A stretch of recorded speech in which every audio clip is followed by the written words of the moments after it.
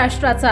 नमस्कार, मी सुधा संध्या लाईव्ह मध्ये आपलं सगळ्यांचं स्वागत। कल्याण नगर महामार्गावर ओतूर पोलीस स्टेशनच्या हद्दीतील डुंबरवाडी येथे हॉटेल अभिजित समोर सकाळी 8:15च्या सुमारास ओतूर बाजूकडून आळेफाटा बाजूकडे जाणारे पिकअप गाडी आणि आळेफाटा बाजूकडून ओतूर बाजूकडे येणारा दुधाचा टँकर यांच्यामध्ये समोरासमोर धडक होऊन पिकअप मधील 2 जणांचा मृत्यू झाला असून 25 जण जखमी झाले।